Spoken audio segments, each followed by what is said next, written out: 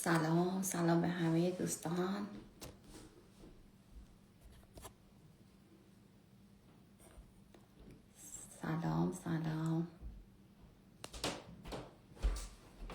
سلام سلمه عزیزم. سلام آقای محمد، آقای علیرضا. امیدوارم که همتون خوب باشین. مرسی که امروز هم با من و سمیرا جون قرار توی لایو ما باشین. ممنون از حضورتون. چه حال احوالات؟ همه خوبین؟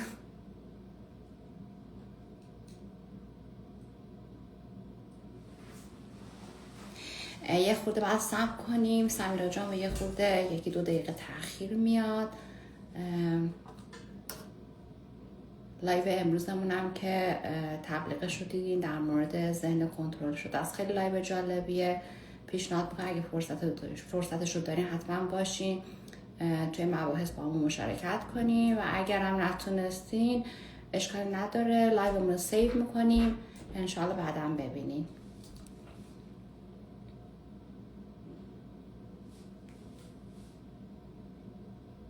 سلام خانم نداری عزیز، امیدوارم خوب باشین. چقدر خوشحالم اینجا میبینمتون.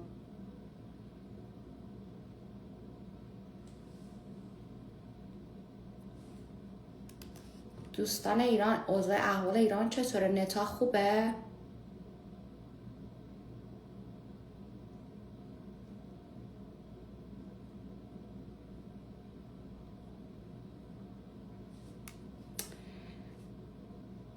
چند وقت پیش یکی از دوستان میگفت دوباره اینترنت خیلی ضعیف شده. آره آقای مرتضی میگن اوکیه. خب خدا رو شکر. یه چند دقیقه دیگه باید صبر کنیم که سمیرا جان بیاد. سمیرا جان هر وقت آماده بودی لطفا ریکوست بده.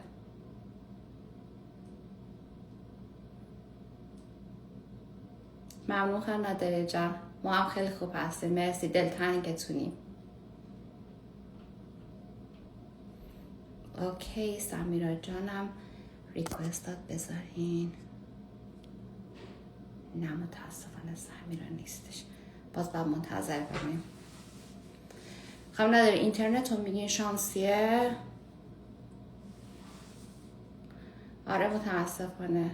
سلام بایان جان، امیدوارم که خوب باشی. درود بر شما، مرسی که اینجا لایو با ما هستی، افتخار دادیم. دوستان نظرتون در مورد این مدل لایو ها بگین. آیا براتون مفیده؟ ما که خیلی دوستشون داریم، یعنی همیشه با سمیرا میگیم خودمون انقدر هیجان داریم به خاطر اینکه میایم روی این موضوعاتی که فکر میکنیم موضوعات روزمره است واقعا مطالعه میکنیم، یه سری مقالات رو میخونیم و بعد نتیجهشو میایم اینجا برای شما میگیم. خودمون هم خیلی واقعا به اطلاعاتمون افزوده میشه، واقعا یادگیری داره برامون. امیدوارم که برای شما هم خوب باشه و یادگیری داشته باشه براتون. مرسی سالی جان. موضوع لایومون در مورد ذهن کنترل شده است. ما هفته پیش اگر نمیدونم بودین یا نه حالا حتما لایوش هم دیدین اگر سیو شده شد، در مورد منتقد درون بود. امروز داریم برعکسش رو صحبت می‌کنیم که در مورد ذهن کنترل شده است. اوکی سمیرا جان فکر کنم اومدی.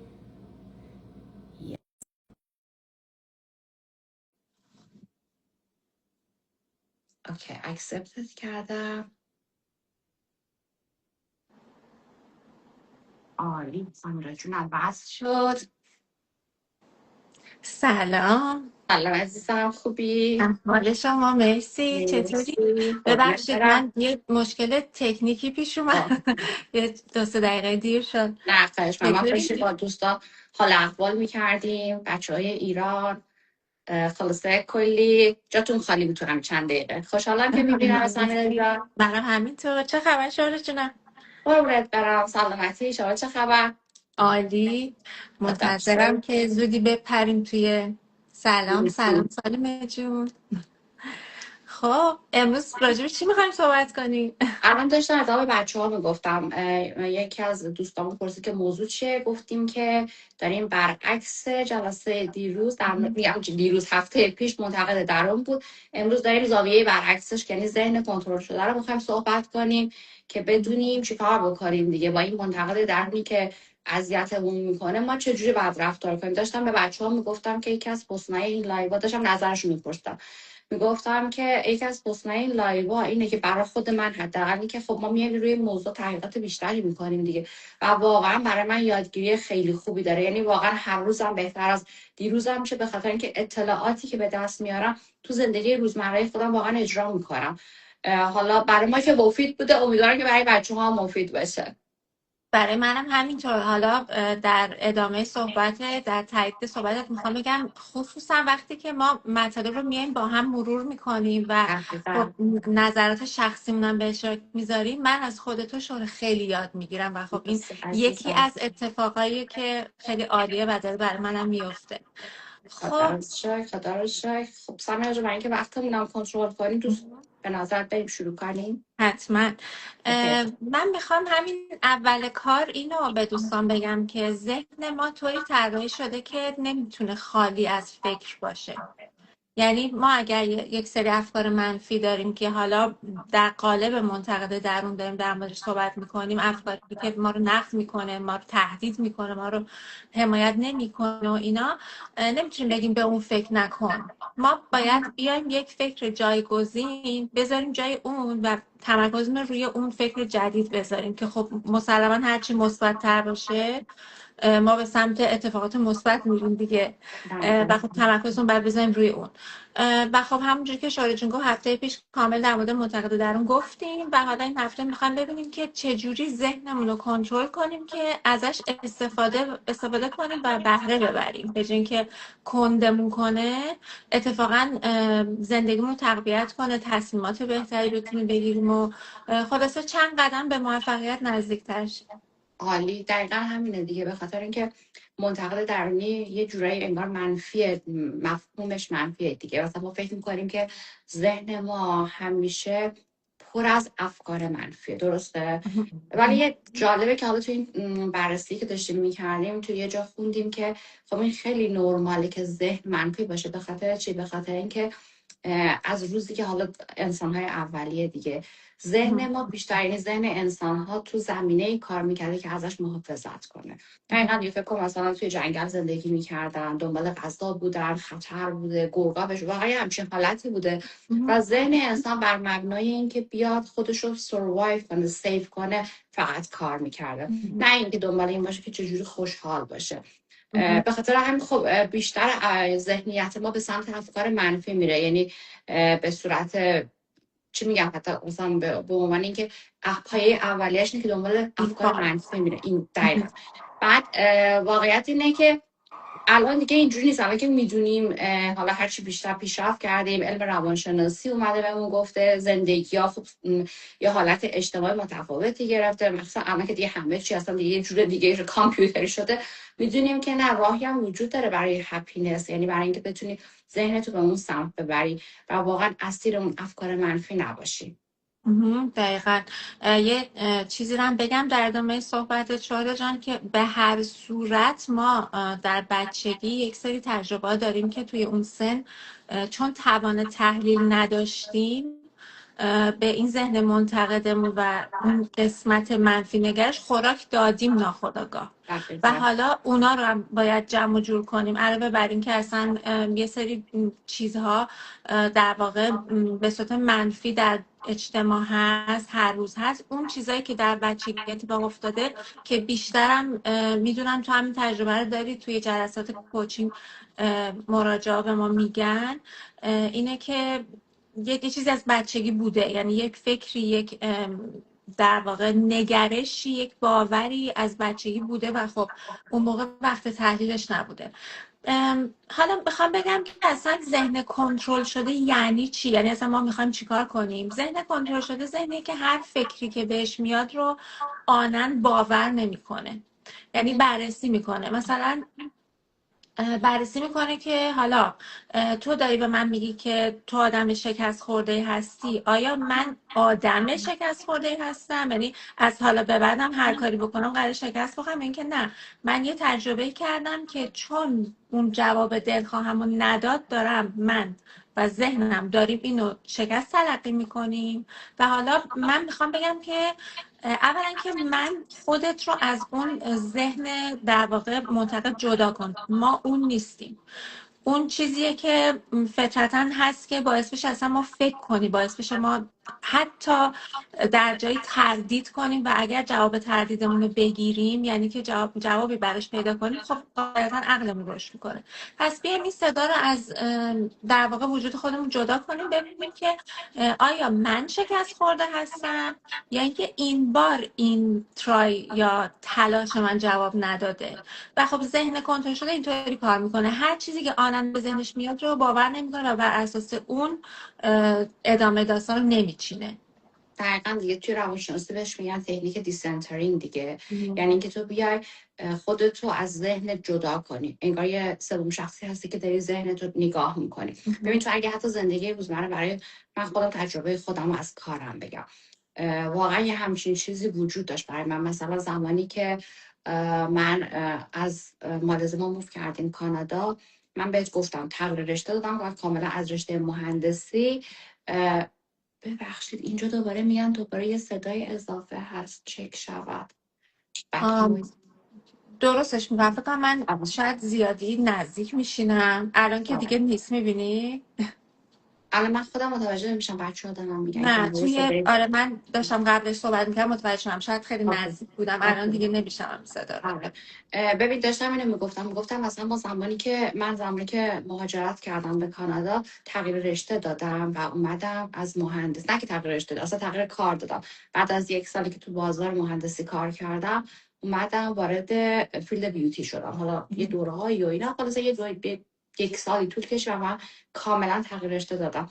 و این دقیقا همون جایی که میخوام قبل از اینکه روی این دیسنترینگ بخوام بگم چه جوریه که تو واقعا اون ذهن، یعنی منتقد در اون ذهنی که ما باش داریم در موردش صحبت می‌کنیم، همش بهم میگه وای شهره بیچاره شدی، یا تو یه دفعه از مهندسی رفتی بیوتی، چیکار می‌خوای بکنی؟ نکنه پول در نیاری آخر ماه می‌خوای چیکار کنی؟ ببین دقیقا همون چیزیه که اون زمان متوجه نبودم چیه، ولی من خب ادامه دادم به خاطر اینکه علاقه‌ام بود، عشقم بود و می‌خواستم این کارو شروع کنم. ولی الان که نگاهش میکنم میبینم که اون زمان چقدر قشنگ میتونستم همین با تکنیک دیسنترینگ اینو نگاه کنم، نظارت کنم و بدونم این یه ذهنیتیه که شاید در نهایت میخواد ازم حمایت کنه ها، ولی خب داره نادرست کار میکنه، داره منو میترسونه.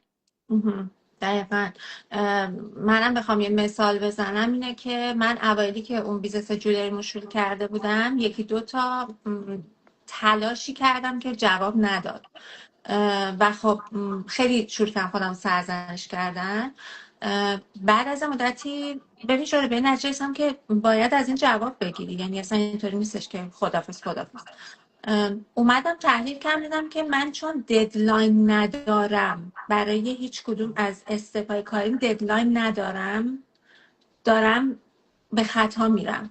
و خب اگر این کار نمیکنم، اگر نمیدونم از بیرون نگاه کنم، از بیرون نگاه کردن دوستان یعنی که مدیریت کنی. فرض کنی که من فرض کنم سمیرا در واقع چی میگن کارمند منه و من باید بهش مدیریت کنم، یعنی احساس رو جدا کنم، احساس رو از منطقم کاملا جدا کنم و بگم که خب ما داریم به سمت یک هدفی میریم، 2-3 بارم تلاش کردیم به نتیجه نرسیدیم، الان ما چیکار کنیم؟ یعنی شرکت رو جمع کنیم بریم؟ نمیشه که، باید روش رو عوض کنیم. و آره این تجربه رو دارم که و خیلی وقتا هم شاید به این فکر میکنم که کاش من مثلا در کنکور فوق لیسانسم، در مثلا فلان بره از زندگیم که داشتم فلان تصمیم میگرفتم، کاش اینجوری فکر میکردم، کاش به فکر مدیریت داستان بودم به جای اینکه خودم رو با اون صدای درون همراه کنم. و خب بعضی هم شاید بگن که من اصلا این شکلی به دنیا اومدم، من نمیتونم این داستان رو عوض کنم، ولی تحقیقی که ما کردیم علم کاملا چیز دیگه میگه. دقیقا شدنیه و اون نیازی نیست که تا آخر عمرمون اسیر این افکار منفی باشیم. این چیزی که میخوایم الان تو این سکشن باید صحبت کنیم، چون خیلی فکر میکنن که واقعا این تغییر شدنیه دیگه، نمیشه، همینجوری به دنیا اومدیم و همینجوری هم از دنیا میریم. ولی قابل کنترل و مثل همون دقیقا داستان باز همون عضله و مایچه است، یعنی با روش کار کنی حتما اون شکلی که دلمون میخواد به خودش میگیره.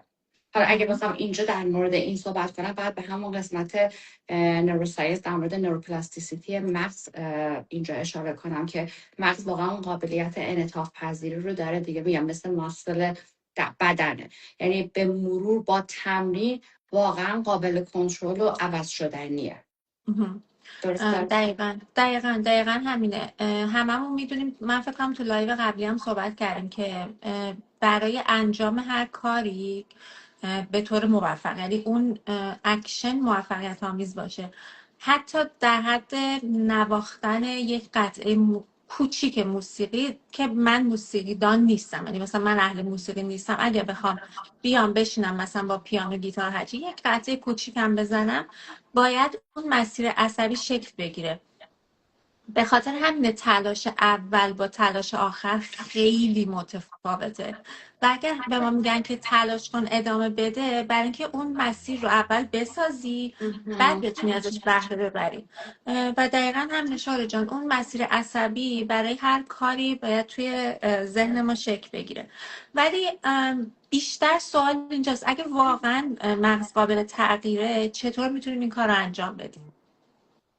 ببین حالا قبل از این وارد این راهکارا بشیم، دوستم در مورد همون داستان نوروپلاستیسیتی مغز چیزی رو بگم که من دارم تجربه میکنم و خیلی ملموسه. ببین من تو کلاسایی که با بچه‌هایی که کار اسکالپ مایکرو پیگمنتیشن رو درس میدم، یعنی این داستان رو دارم. روز اول همیشه اینو بهشون میگم، این حالا در مورد یه تکنیک یاد گرفتن دیگه. مثلا ببین اینا دست وقتی میخوان، حالا مثلا کسی که اصلا هیچ تجربه‌ای روی کار کردن روی پوستو نداره و فکر کن میخواد با یه سوزن و یه دونه پیگمنت بیاد روی سر یه کلاین، یعنی یه دونه مدل لایف کار کنه. ببین به جرئت میتونم بگم شاید 80% دستاشون میلرزه. یعنی اینقدر نگران، یه چیزی که منم تجربه کردم اولش و بهشون میگفتم ببین این یعنی یه سیستم عصبیه که تو کم کم انگار اداپت میشه با اون روش تمرینی که میکنی و کاملا یاد میگیری. نگران نباش، یه بار، دو بار، سه بار لرزش داری، بعد دفعه چهارم همچین ممکنه یه خورده حالا مثلا چه ناخی سرخ باشی، ولی واقعا هی دفعات بعد انقدر تو آروم و ریلکس این کارو میکنی که الان مثلا برای من انگار که مثلا همیشه گفتم به تو، انگار مدیتیشن تون تون تون تون میشنم این کارو میکنم، نه دستم میلرزه نه چیزی. این چیزی که به شاگردان میگم واقعا این قابل اجرا شد. یعنی این تمرین به تو کمک میکنه که بدنت اداپت بشه. این حالا در مورد مغز دیگه که شدنیه، با تمرین میتونیم این کارو بکنیم که الان این قسمت توی راهکارها میخوایم به اون اشاره کنیم. دقیقاً راهکارهایی که ما بیایم این داستان ذهن منتقدگر رو به سمت ذهن کنترل شده ببریم. خب چطور سمیرا شروع کن؟ شاید من قبل از اینکه راهکار بگم، چیزی که اینجا میخوام اضافه کنم، شاید این به اختصاصا به لایو ما ربطی نداشته باشه، ولی دوست دارم اینو بگم. این موضوع ساخته شدن مسیر عصبی تو مغز رو خیلی خوبه پدر مادر رو بدونن. یعنی توقع از بچه‌هاشون نداشته باشن که همین الان تو باید مثل چیزی که من انجام میدم تو باید انجام بدی، یا منتورها، معلم‌ها، اینا خوبه بدونن که و ساخته شدن مسیر عصبی برای هر آدمی زمانش فرق میکنه. دقیقاً و برای هر یکی با کاری. دقیقا یکی با تلاش واقعا دوم به نتیجه میرسه، یکی با تلاش صدم. و داستانم اینجاست که در واقع اون کنترلی که ما میخوایم روی ذهن داشته باشیم اینه که زمان بین تلاش ها رو کوتاه کنیم. یعنی مثلا میگم اگه من تا امروز که در مورد اصلا ساخته شدن مسیر عصبی نمیدونستم، یه کاری رو باید با 10 بار تلاش انجام میدادم، احتمال میدم از امروز که این قصه رو میدونم با 5 تلاش اینو انجام بدم. و آره اینو خیلی دلم میخواست که بدونم. و یه موضوع دیگه هم که باز در مورد این بگم، چرا خیلی وقتا ما دوست نداریم شغلمون رو عوض کنیم، با اینکه سختی هم داریم میکشیم چون حاضر نیستیم بریم دوباره در یک محیط جدید و مسیر عصبی بسازیم. در واقع حاشیه امن ما جاییه که برای اون کاری که داریم انجام میدیم یا اون هدفی که داریم یا اون محیطی که توش هستیم، مسیر عصبی سفت و سخت ساخته شده، از صفر تا صدش رو میدونیم و واقعا سخته اون دوباره بریم از یه جا دقیقاً صفر شروع کنیم و این مسیر عصبی بسازیم. دقیقاً ولی اتفاقا که هرچی ما مسیرهای عصبی بیشتری میسازیم، این زمان یادگیری رو کوتاه‌تر میکنیم، مغز قوی‌تر میشه و خب بهره برداری بیشتر میتونیم ازش بکنیم. دقیقاً. اتفاقا در ادامه این داشتم یه جمله‌ای که با هم داشتیم می‌خوندیم در مورد هم رشد مغز بود دیگه. جوری انگار رشد مغز، همین سیستم سازی عصبی رشد مغز دیگه، که مغز میگه حالا چرا نمیری، ولی جالب اینه که مغز جایی رشد میکنه که تو اولا یه کاری که خیلی آسون باشه رو نخوای انجام بدی، یعنی یه ذره برات سخت باشه. و یه کاری که خیلی دوستش داری جذابه برات و توش یادگیری باشه. پس بهتره که بیایم که این منطقه امنمون از این منطقه امنمون بیایم بیرون و این کار رو انجام بدیم که مغزمون رشد کنه. دقیقا. شما چون دوست دارم راهکارا رو خودت شروع کنی. آره ببین راهکارا، حالا من اینجا لیستم گذاشتم که بتونم به ترتیب بگم. واقعا اینکه اولین کار اینه که همون که گفتیم این منطقه داره وقتی یه چیزی میگه نظارش کنیم و با این افکار منفی انقدر جلو نریم. یعنی واقعا کمک میکنه که تو این تمرین دیگه. بازم میخوام مثال کاری بزنم، حالا هر کسی میتونه مثال کار خودش بزنه. مثلا یه روزی تو میای، من مثلا فکر کن یه روز کاری دارم که مثلا 3 تا کلاینت پشت سر هم کنسل کرده. واقعا تو کار بیزینس ما خیلی سخته وقتی اینجوری کنسلیشن پشت سر هم داریم، اصلا حال آدم گرفته میشه. حالا چیزی که قبلا بود این که من دقیقا اون حال بدم رو میمدم نظاره میکردم و بیشتر با اون حالت میرفتم جلو. ولی کاری که الان میکنم میام چیزای مثبتش هم نگاه میکنم، یعنی تو اتفاقات مثبت که تو روز بوده که مثلا حالا این کارم کردم، این فروشم کردم یا این آموزشم دیدم و باعث این، یعنی واقعا اینجور بازنگری و اینکه توی اون افکار منفی نمونی و یعنی حالا ما میگیم مثلا حتی 10 دقیقه با اون افکار منفی رهاش کن بعد از اینکه بهش فکر کردی. حالا مثلا در طول روز یه روز کامل در نظر بگیری، این باعث میشه که تو واقعا از اون فاز منفی به فاز مثبت بری. برای من این واقعا جواب داده. واقعا همینه. و میخوام اینجا بگم که ذهن آگاهی اصلا یعنی که برگردوندن در واقع مسیر فکری به زمان حال. اینو خیلی بارا شنیدیم که در زمان حال باش، ولی شاید تا الان کسی اینو نشکافته باشه. ببینید تو تحقیقاتی که شده اومدن از آدمای مختلف سوال کردن، یعنی یه پژوهشی بوده، یه جامعه آماری تعریف کردن، یه نمونه آماری گرفتن و اومدن شروع کردن منتقد در یا اون قسمت ذهن که حالا ما رو میکشه که جدا کنه از روال طبیعی. اومدن بررسی کردن، دیدن که این صدا یا بیشتر داره راجع به گذشته بهت حسرت میده یا داره از آینده میترسونه. بعد میگن که ببین اونو ول کن، بیا تو همین لحظه. مثلا الان که ما لایو داریم فرض کن که مثلا ذهن من بره این سمت که وای قبلا که مثلا یه بار دیگه در جای دیگه لایو داشتی چقدر خرابکاری کردی، الان هم ممکنه بری به اون سمت. یعنی هم گذشته‌ام میاره جلو چشم، هم آینده رو یه جور به من سیاه میکنه. باید اینو بذارم کنار و به اون چیزی که همین الان دارم انجام میدم تمرکز و فوکس کنم. یه سری راهکارم دادن، یعنی آدم های مختلف راهکاراشون رو گفتم و به نتیجه رسیدن که اینا جواب میده. مثلا که نفس های عمیق بکشی، نمیدونم بدنت رو کنترل کنی. ولی مثلا برای خود من بیشتر اینجاست که هدفم سری بیاد جلوی چشمم و وقتی منتقد در میفته به جونتون دارین آزار میبینین، همون آزاره بهتون این راهنمایی رو میکنه که ببین یه جای کار میلنگه و برای اینکه خودتو خلاص کنی از اون آزاره باید به اون کاری که همین الان داری انجام میدی تمرکز کنی. خیلی جالبه. منم حالا دقیقا همون نفس کشیدن یا مدیتیشن خیلی کوتاه کمکم میکنه. هر زمانی که یه فکر منفی میاد سراغم، واقعا حالا یه چیز جالبه میگن که واقعا چند ثانیه فقط این نفس کشیدن رو گوش کن، یعنی از بینی که نفس میشه به صداش گوش کن. واقعا این تمرین رو بکن، شاید 30 ثانیه اصلا تو از اون حالت منفی اصلا میاره بیرون. اون موقع دوباره تمرکز میکنی، منتقد درونت میره کنار، ذهن کنترلگرت میاد رو کار، فکر میکنی که چی شد و چی کار باید بکنم، چالشش میکشی. واقعا برای من مثلا این کمک میکنه و این یکی از بهترین راهکارهاست دیگه، این که برگردی به زمانه ها. راهکار بعدی حالا شاید باز خیلی مربوط به این نیست، ولی حالا چون باز به حال خودت، داستان شفقت به خودت دیگه. یعنی این هم خیلی کمک میکنه که از اون حالت انتقاد درونی برگردی به این حالتی که آقا تو اشتباه کردی دیگه، چه عیبی داره. مثلا شما فکر کن میری یه چیزی میخری، مثلا فکر کن من میرم یه دستگاهی میخرم، خب دستگاه مثلا تو این شرایط مثلا کار نمیکنه، مثلا اقتصاد خرابه، بیزینس دان میشه. فکر کنم من هر روز بشینم هی به خودم بد و بیراه بگم، قصه بخورم، واقعا این چه سودی داره؟ یه وقتایی میگن تو شفقت به خود بیا این کارو بکن. فکر کن که عزیزترین کست یه همچین اشتباهی رو کرده، یعنی خودت، مثلا تو اشتباه میکنی دیگه، اون زمان چی بهش میگی؟ همون کاری که میخوای با دوستت بکنی، با عزیزترین کست بکنی، با خودت بکن که این میشه شفقت به خود. بعدیش رو تو بگو که دقیقا شبیه همینه دیگه، همون مهربونی رو. آره دقیقا. که یه پژوهشی از کریستیان نف هست، پژوهشگر شناخته شده حوزه شفقت با خود، و میگه که شفقت با خود 3 مرحله داره. اول اینکه به جای سرزنش با خودمون مهربون باشیم، که همین چیزیه که در واقع شوره جان بهش اشاره کرد. من روی این موضوع البته یک صحبتی دارم، ولی واسه که الان رشته این داستان قطع نشه اینو ادامه میدم بعدش این قبلش چیزی حتما که یاد میخوام باشه بگم. بگم. حتما. پس مرحله اولش اینه که به جای سرزنش با خودمون مهربون باشیم. مرحله دومش اینه که یادمون باشه همه انسانی و انسان اشتباه میکنه، که خب خیلی طبیعیه.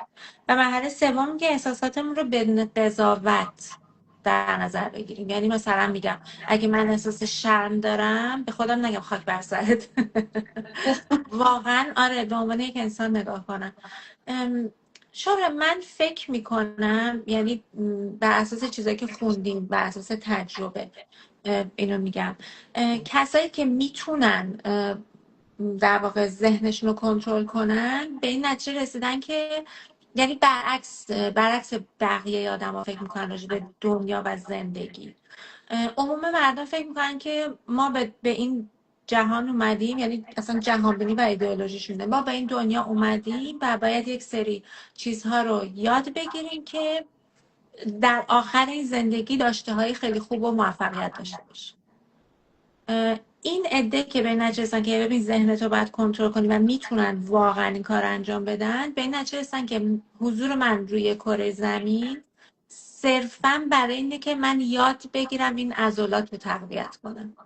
همه چیز در اختیار منه که من بتونم این عضلات رو تقویت کنم، و در واقع اشتباه کردن در خدمت منه که ازش استفاده کنم دفعه بعدی یاد بگیرم. تجربه مثل کردن. چرت نویس دقیقا.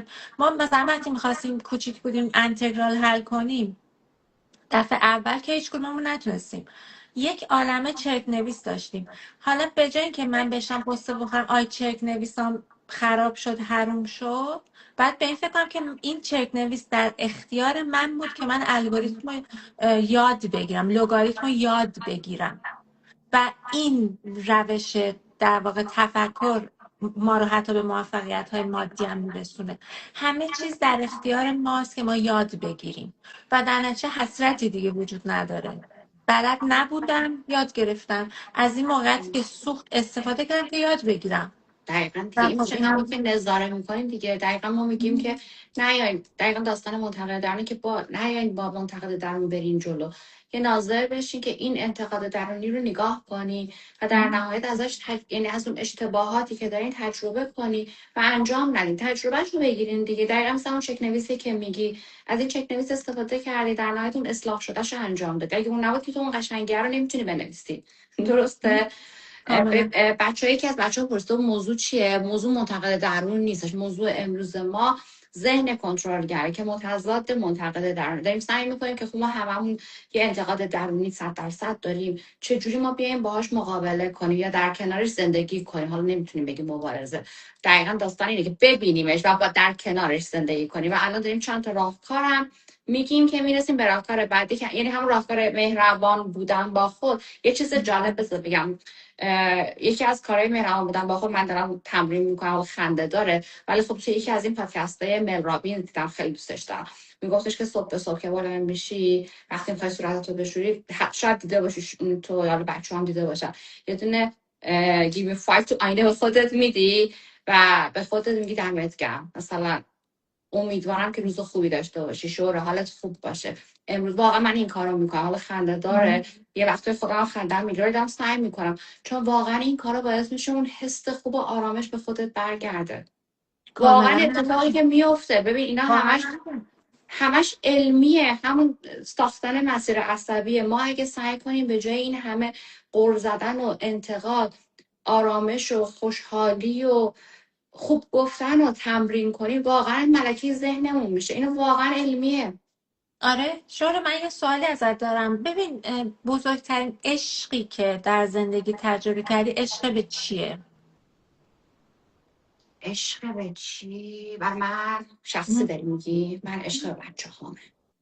و فکر کنم نرماله که هر مادری این، یعنی وقتی این عشق رو تجربه میکنه میگه اصلا قابل مقایسه با هیچ چیز دیگه ای نیست. و اگر مثلا میگم بچه تو شب تب داشته باشه تا صبح بیدار مونده باشی، صبح سرزنشش میکنی؟ نه دیگه.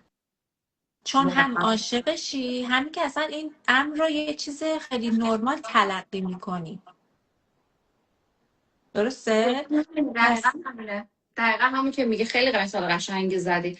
بابا با میخوام بگم خودمون آیا مهربون باشیم، عاشق خودمون باشیم. این سلف آها لابی که اینقدر این چند دوره هایی که الان همه میگن راجبش سلف لاب به خدا واقعیه، بهت کمک میکنه که حالت بهتر باشه. سلف لاب نیست که همش تو بگی من خیلی خوبم عاشق خودمم ولی مثلا آرامش نداشته باشه. سلف لاب یعنی که برای اون رسیدن به اون آرامش تلاش کنیم. تمام اینا برای همینه دیگه، رسیدن به اون آرامش.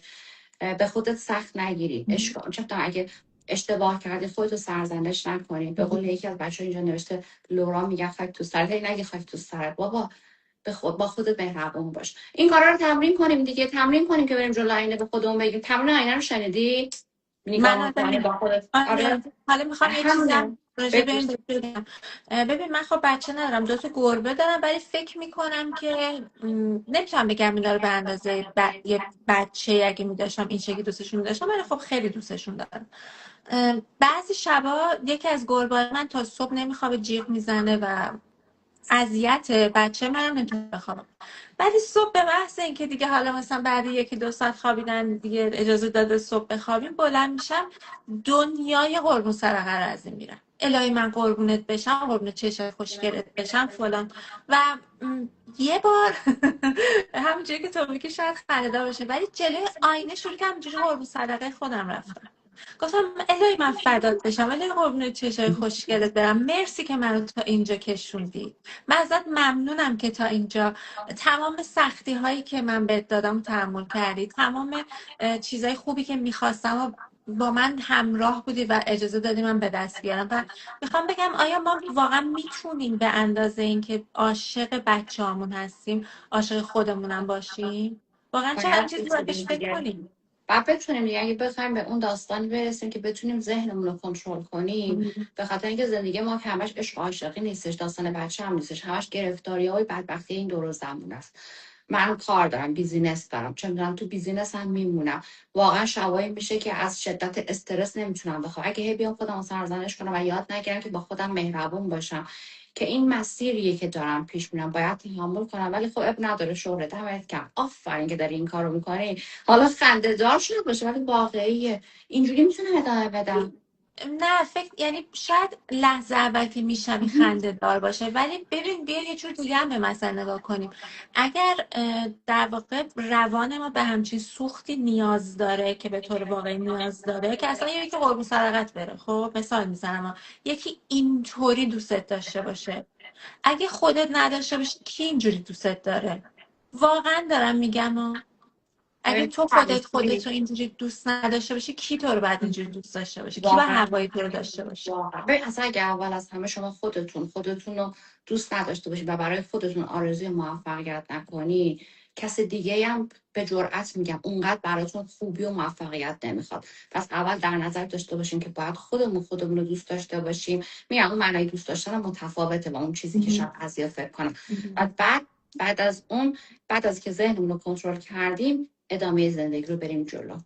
چقدر دقیقا. اینجا خانم نادری چیزای خوب می نویسه. مرسی خانم آره نادری، شما خودت مرسی. مثل ماه و گل هستی. ما اینجا یه سری بچه هم برامون یه سری چیزایی، حالا بعضیش خنده داره بعضیش یه دونه نکته خانم نادری گفت دوست دارم اینجا بخونم چون یادمون میره. در مورد اون داستانی بود که شما گفتین که تو منطقه امن نمونیم، نوشته که زمان تغییر چون با فکر و برنامه همراه شاید سخت باشه و ترجیح میدیم در منطقه امن بمونیم. دقیقاً درست. دقیقا. دقیقا مرسی همین. خانم نادری که با ما مشارکت میکنیم. ممنون از لطفتون. خب خب شوره جون بعدی راهکار چهارم. آها، این همون داستان CBT دیگه. بیایم ذهنمون رو یه جوری تنظیم کنیم که اتفاق و نیاد تفسیر، یعنی ببخشید درست میگم دیگه، اتفاق و تفسیر نکنه. حسمون رو بیایم بر اساس اون اتفاق تغییر بدیم. مثلا چه مثالی بزنم؟ مثلا بازم بریم تو مثالای حالا مثلا تولید محتوا. مثلا ما داریم یه محتوا تولید کنیم، الان داریم این کارو میکنیم، محتوا ویو نمیگیره، بیایم به جای اینکه ناراحت بشیم خودمون رو سرزنش کنیم بگیم که این محتوا به درد نمیخورد و اینا، بیایم با این دیدگاه نگاه کنیم که مثلا شاید یه موضوع جالبتر بتونی پیدا کنی که مثلا مخاطبین بیشتری داشته باشه، یا اینکه مثلا اصلا بیای این ریلزی رو که درست کردی یه هوک قوی تری براش بکنی، خیلی چیزای دیگه که بر اساس اون بیای نتیجه گیری کنی که مشکل کارتون نبوده، ارزش کارتون نبوده و با یه تغییر کوچیکی تو میتونی ترجمه و معنی این اتفاق رو عوض کنی. این همیشه راهکار بعدی. دقیقا. و واقعیت اینه که اگه در هر اتفاقی بدترین وحشتناکترین بتونیم به دنبال معنا بگردیم، اصلا دوبله سوبله از اون اتفاق استفاده کردیم. همین که ذهنمون رو نگه میداریم، کنترل میکنیم که از اینجا به بعد آزارمون نده. همین که خب ببین، من همیشه اینجوری فکر میکنم وقتی ما یه سختی میکشیم و اذیت میشیم، تا اینجاش انگار رفتی تو بورس سرمایه گذاری کردی، پول نقدتو دادی رفته. خب از حالا به بعد تو بازی بمونی و نتیجه اون سرمایه گذاری بگیری. درسته؟ یعنی اگه تو بخوای حالا بورس رو ترک کنی بدون اینکه ذره‌ای مثلا سود سهامتو بگیری، خب اینجا باخته حسابیه. سختی هم همینه. سختی یعنی که تا امروز هزینه‌شو دادم، الان دیگه وقت برداشته، درساشو بگیرم، نه من کجا اشتباه کردم، من کجا ضعف داشتم، یا اصلا تو چه زمینی من داشتم در چه زمینی بازی میکنم، چه زمین بازی من نبوده. خیلی چیزها هست که میشه ازش درس گرفت و این سرمایه گذاری رو به ثمر برسونیم. ما که سرمایه‌شو دادیم، ما که سختیشو کشیدیم، چرا ازش استفاده نکنیم؟ دقیقا همینطوره. راهکار پنجم خیلی جالبه، از مغزت مراقبت کن. اینکه واقعا یه وقتی مغزت نیاز داره که حالا استراحت کنه، یه وقتی هم نیاز داره که رشد کنه. من قسمت استراحتشو میخوام باز با مثال بگم که خیلی راحت تر باشه. روزایی برامون پیش اومده انقدر خسته ایم، مثلا فکر کن چند روز پشت سر هم کار کردی، نخوابیدی، دقت کردی چقدر منفی میشیم. من که واقعا اینجوری میشم، یعنی انقدر افکار منفی میاد پررنگ خودش رو نشون میده و کنترل کردنش واقعا سخت میشه. پس اولین راهش اینه که بیایم از وقتمون مراقبت کنیم. به چه صورت؟ اینکه استراحت کنیم، یا مثلا با ورزش کردن ریلکسش کنیم. واقعا این دو تا راه حله. ولی یه سری هم نکاتی بود که تو می‌خواستی بگی، دوست دارم اینا رو هم اینجا بگی که چه جوری میتونیم مغزو در عین اینکه آموزش میدیم رشدش هم بدیم. حتما. یه نکته اشاره کنم که اولا مغز در واقع تولزه، یعنی ابزار ذهنه. ذهن یک فضای خالیه که توش خیلی اتفاقا میفته. مغز ابزار اون اتفاقه. مثل اینکه مثلا من یه کامپیوتری دارم که توش یک عالمه نرم افزارهایی هست که برای من یک عالمه کارا انجام میده. خب نمیدونم تا حالا با این پدیده مواجه شدی. من روزی 30-40 بار اینجوری میشم. در واقع لو مموری میده، یعنی میگه که ببین، یا میای یه سری رو خالی میکنی، یه سری از حافظه خالی میکنی، میگه دیگه نمیتونی ازش استفاده کنی، پر شده. آفرین. مغزم همینه. و حالا کامپیوتر رو باید چیکار کنی؟ یا ریستارتش کنی، یا اینکه یه چیزهایی که به درد نخوره دیگه تلمبار شده رو هم پاک کنی و دیگه اصلا وجود نداشته، یعنی شیفت دیلیت کنی، اصلا دیگه وجود نداشته باشه. این مموری رو خالی کنه، یه مقدارش رو اجازه بده من بقیه کارم انجام بدم. مغزم دقیقا همین شکله. یعنی یا باید بری استراحت کنی، ریستارتش کنی، یا بیا این سری چیزها رو برای همیشه پاکسازی کن، بریز دور. چون اینم مثل یک مغز، یک وسیله فیزیکیه، مثل کامپیوتر. باید ازش نگهداری کنی، باید به موقع سوخت بهش برسونی و ظرفیتش رو ببری بالا. راهکارهایی که برای بالا بردن ظرفیت مغز هست که همه تحقیق شده است، همه علمیه و لزوما فان و فانتزی نیست. برای بالا بردن در واقع توان محاسباتی، توان تحلیل و حتی تاباوری در واقع توصیه شده.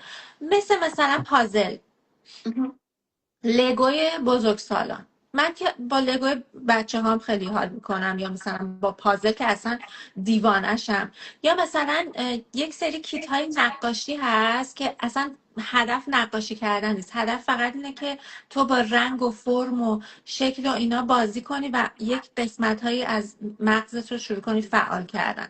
یادگیری یک زبان جدید، یادگیری یک در واقع ساز جدید، نه برای اینکه بری در اون کشور خاص اون زبان نیتیو صحبت کنی، یا مثلا بری چه برای میدونم ذهن دیگه. دقیقا مثلا بخوای بری هدفت این باشه که بخوای بری کنسرت پیانو مثلا بذاری. نه، چون میدونم منتقد درون باز اینجا میاد شروع میکنه الان به اندازه کافی خوب نزدی بابا، اصلا هدف این نیست، اصلا فقط هدف اینه که یک سری مسیر عصبی جدید بسازم و پتانسیل مغز رو ببرم بالا. و خب آره اینا همه توصیه شده و هم خیلی علمی جواب داده برای دقیقا 40 ببین، سال به بالا. حالا واقعا 40 ساله باشه، حالا 30 و چند سال هم باشه اثر کنه، ولی ما حالا یه آره. عددی، چون که کلا روی 40 سال به بالاها بیشتر دوست داریم ما کار کنیم اینو میگیم، ولی واقعیت اینه که برای همه افراد کمک کنه، حتی برای بچه ها. مثلا به موسیقی میدونی حالتش چیه؟ من خودم یه دوره کار میکردم به خاطر اینکه اون حالتی که تو رو فالو میکنه، یعنی اصلا میبرده تو اون فضا، دیگه از ذهنت کار نمیکنه که بخواد به چیزای منفی، یعنی نه که کار نمیکنه، کار میکنه، ولی اینقدر غرق تو موسیقی هستی کمک میکنه که اصلا یه حالت استراحت مطلقی در نظر بگیره. انگار که دقیقا کامپیوتر رو خاموش کردی دوباره روشن میکنی. مثل همون خوابیدن، یه کسی عاشق موسیقی باشه و موسیقی رو نه به عنوان اینکه بخواد به قول تو بره یه دونه کنسرت بذاره، بیاد به عنوان اینکه میخواد باهاش غرق بشه، ذهنش رو آروم کنه، خیلی کمک کنه. حالا حتی همینجوری هم من فکر میکنم مثلا حتی موسیقی گوش دادن، عاشق کسی که عاشق موسیقی گوش دادن هم هستن، این اتفاق براشون میافته. یا نقاشی کردن، همون که گفتی، این تمرکزی که تو برای نقاشی کردن میذاری، اون هماهنگی بین چشم و دستت، تمام اینا باعث شد تو از فکرهای منفی بیای بیرون. من خیلی وقتا میدیدم، تازه اومده بودیم کانادا، مثلا میرفتم توی آفیس دکتری جایی تو ایران، خب ندیدم خیلی واقعیت. اینجا که اومدن این چیزا رو بیشتر میدن که مثلا نقاشی درمانیه دیگه، که مثلا میدم مثلا یه خانم نشسته تو مطب مثلا منتظر وقتش، همینجوری هم داره قشنگ یه جعبه مداد رنگی هم کنارش، یه سری نقاشی تو هم هست که اینجوری چیز ما رنگ میکنن، دیدی حتما. و همجوری آره. با اینا چیه، چرا رنگ میکنن؟ بعد دیدم نه، این اصلا یه کاری که برای اینکه به خاطر اینکه این دنیای اینور، این دنیای غرب، دنیای پر از استرس و کارهای، یه دنیای تکنولوژی دیگه، و واقعا مغز آدم خسته میشه. اون سیستم ثبات حالا هیچ کدومش خوب نیست، نه اینقدر شلوغ، نه اینقدر مثلا ثابت توی ایران، ولی واقعا اینجا اینو بیشتر دارن، بخاطر اینکه مردم دنبال این بودن که بیان استرسشون رو کنترل کنن، یا حالا همون داستانی که ذهن کنترل شده داشته باشن. تمرین اونی بوده که آدمایی که حالا جلوتر فکر میکردن اومدن انجام دادن. و یا مثلا کارهایی مثل باغبونی، مطمئنم تو دیدی اینجا همه آدما در این باغبونی، یعنی تابستون که میشه، ببین برای همینه که آدمای اینجا اگه بخوایم بگیم خوشحالی داستان با همون اون چیزی که شروع کردیم، ذهنی که با منفی و سروایو کردن بوده و هپینس و دنبالش نبوده، الان اینجا آدم خوشحال ترن. ایرانی ها رو نمیگم بیشتر، چون ماها ایرانی ها انقدر همیشه در هر مقطع استرس، حتی اینجا ما هستیم ذهن و فکر و جون و خانوادهمون اونجاست، این آرامش رو نداره. ولی اینایی که اینجا هستن واقعا با باغبونی خودشون رو آروم میکنن. شما میبینی از 18 حالا 18 ساله که واقعا علکیه، ولی واقعا از سن مثلا 30 ساله تا سن 80 ساله میبینی تو باغچه ها دارن کار میکنن، به خاطر اینکه اون آرامشه، یعنی همون راه کار کنترل مغز دیگه بهش دقیقاً. رسیدم. حالا اون که علمی هم نباشه، از نظر اونا به تجربه این بهش رسیده و واقعا میبینیم که موثره. حتی اگه نخوایم علمی بگیم، داریم میبینیم اینا اینجوری هم و خیلی خوشحال‌تره. دقیقاً. یه چیزی که خیلی جذابه بهت بگم شهره اینه که خب ما هرچی من بیشتر یکی از این آقایون رو بلاک کنم right away. خیلی از، یعنی میخوام بگم که خیلی از فعالیت های بدنی، نمیدونم قبول داری یا نه، که خب بدن ما رو قوی تر میکنه دیگه. درست که خسته میشیم ولی خب قوی تر میکنه. مثلا قدیما چند کیلومتر در طول روز راه میرفتن برای کارهای واجبشون ها، نه به قصد پیاده روی. نمیدونم کار فیزیکی زیاد انجام میدادن، خب بدن قوی میمون دیگه. حالا اینا رو که از ما گرفتن، من داشتم چند وقته به این فکر میکردم که اگر مغز ما داریم میگیم که یعنی تحقیق شده مثل عضله است، هرچی بیشتر ازش کار میکشی چیندارتر میشه. توی در واقع کالبد شکافی افراد خیلی موفق و باهوش و در واقع کسایی که از ذهنشون زیاد استفاده میکنن اینو دیدن که هرچی طرف کار ذهنی تحلیل بیشتر میکرده مغزش چیندارتر بوده، انگار عضله‌ای که هی قوی تر شده. و واقعا وجود هوش مصنوعی، آیا اینو فقط دارم تو پرانتز میگم، نمیخوام به حسن بریم، وجود هوش مصنوعی شوره فکر میکنی که آیا داره این عضلات تقویت عضلات مغز ازمون میگیره؟ به نظر من که میتونه اینطوری باشه، مگه اینکه کنترل شده اونم استفاده کنی. میدونی دقیقا. واقعا اگه تو بری تو اون فضا که فقط بر اساس هوش مصنوعی کار انجام بدی، اصلا پیشرفتی نمیکنه، مغزت هیچ تلاشی نمیکنه. ولی میتونیم از این هوش مصنوعی کنترل شده استفاده کنیم و تک بنفیت ازش داشته باشیم دیگه. ولی واقعا اگه این بشه دقیقا. هوش مصنوعی، داغون میشیم. اینو میخوام توی همین لایو بگم که تا این نسل، یعنی تا نسل مثلا 2 سال پیش این نبوده، همه داشتن از ذهنشون استفاده میکنن. ولو اینکه ببین دستاوردهای ضعیفتری داشته آدم ولی مغز قوی تری داشته. حالا هوش مصنوعی اومده و مثل اینکه خیلی از کارا مکانیزه شده و ما دیگه جسممون درگیر نیست که اون در واقع عضلات بسازه و ما هوشمندانه آگاهانه میریم باشگاه. الانم به خاطر اتفاقی که با هوش مصنوعی افتاده و داره در واقع امکان تقویت ماهیچه‌های مغز رو از ما میگیره، آگاهانه بریم به سمت این کاری که الان ما گفتیم، پازل حل کنیم، نمیدونم، و فکر نکنیم فانه باز خودمون سرزنش کنیم که من وسط این همه کار الان چه وقت پازل درست کنم. نه، این به جای اونیه که هوش مصنوعی داره از ما میگیره. یعنی و داشتم به یه چیز دیگه فکر میکنم، فرض کن که 3 سال دیگه بیان کلا هوش مصنوعی رو جمع کنن. ما واقعا آدمای همین الانش، ما آدمای 2 سال پیش هستیم به لحاظ تحلیل ذهنی یا تلاش ذهنی. پس این کار، این در واقع لیستی که ما اینجا دادیم مثل ورزش که برای بدن در این عصر لازمه، این کارها برای تقویت مایچای ذهن در این دوره هوش مصنوعی لازمه، تفریح نیست، لازمه. خب از بذار اینجوری تکمیلی من بگم که اگه 40 سالتونه و به بالا هستین، لطفا در کنار استفاده از چت جی پی تی و ابزار هوش مصنوعی بیاین این کارهایی هم که بهتون میگیم امتحان کنین. خیلی هم فانه با بچه هامون، مثلا میتونیم بشیم لگو بازی کنیم یا مثلا نقاشی کنیم یا همین چیزایی که گفتیم که ذهن ما واقعا حالا یادگیریشو کار نداریم ولی تقویت بشه. دقیقا. دقیقا. موسیقی، رقص برای خانما، رقص های ریتمیک مثلا اروبی که باید نظم داشته باشه، اول اینجا بری بعد این کار بکنی، اینا خیلی مسیر عصبی میسازه و مایچه های مغز رو قوی میکنه. می‌دونی چقدر سمیرا جالبه اینکه هر چی حرف میزنیم باز همشون به یه جا میرسه. دقت کردید دقیقا. تمام موضوعات آخرش یه جوره. جالبه دقیقا. نگاه. مثلا دقیقا.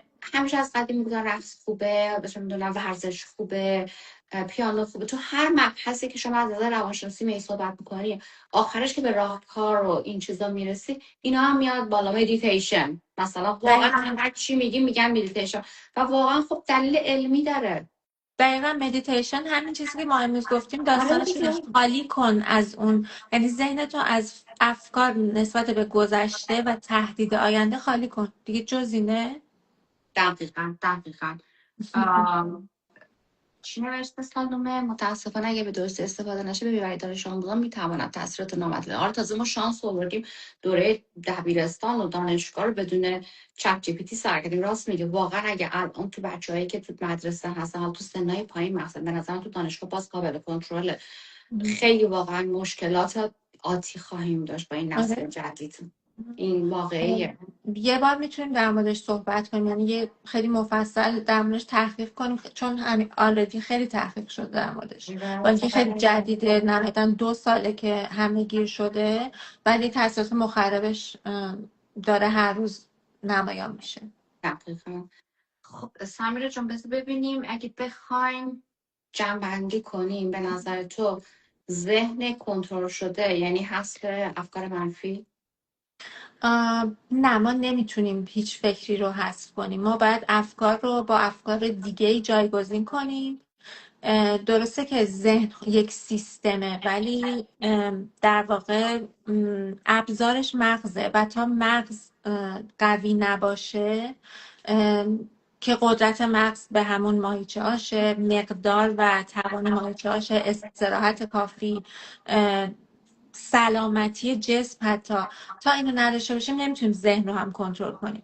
و حالا فرض که اگر بگیم مغزمون از هر نظر داره یاریمون میکنه، ذهن کنترل شده یک دلیل و هدف میخواد. اگر میخوای موفق باشی، اگر میخوای به اون نقطه‌ای برسی که خودتو همیشه اونجا میبینی، اولین قدمش کنترل ذهنته. برخلاف اینکه همه فکر می‌کنن که من سرمایه نیاز دارم، من مثلا نمیدونم منتور نیاز دارم و همه این حرفا، اولیش کنترل ذهنته که اصلا اجازه بده بلند شی بری منتور بگیری. آره، در نهایت اینو میخوام بگم. عالی گفتی. و در نهایت این که اگه ذهنمون آموزش ببینه، منتقل درونی به جای اینکه دشمن باشه میتونه یه دوست وفادار کنارت باشه. دقیقاً خیلی عالی. هم عالی. اگه دوستامون سوالی دارن اینجا مطرح کنن خوشحال میشیم که جواب بدیم. بازم فکر کنم ایران هم یه مقدار این داستان اینترنت ها هستش، چون که مثلا بچه ها میبینن بعضی ها میان و میرن، ولی دیگه ما فکر کنم یعنی سوال خاصی کسی نداره. ما هم فکر کنم اینجا جایی باشه که بتونیم مبحث امروزمون رو تموم کنیم. من خودم خیلی کنارت یاد میگیرم سمیرا. منم همینطور عزیز واقعا دلم. ممنون ازت. مرسی که همیشه اینجا کنار من هستی. منم سعی میکنم همیشه کنار تو باشم مرسی که تو و کنار بتونیم من هستی. و ما فقط از بتونیم پشت پرده انبیهر یه روزی پرده برداریم. آره واقعا مرسی داریم که تو تلاش هستی. میکنیم، زحمت میکشیم، خودمون نمیخوایم بگیم همه چی آسونه، داریم تلاش میکنیم ولی با عشق یاد گرفتن و یاد دادن، حتی کمک کردن به یه نفره. میدونیم خیلی الان تو لایوامون شاید زیاد کس میان و میرن بچه، ولی در نهایت سیف شده شو تو پیجمون میذاریم و امیدوارم ببینین، نظراتتون رو کامنت کنین، سوالاتتون رو بذارین و با ما همراه باشین. ممنون ازت شوره جون. قربونت انشالله برم. میبینمت هفته دیگه و به امید دوستان. خدا.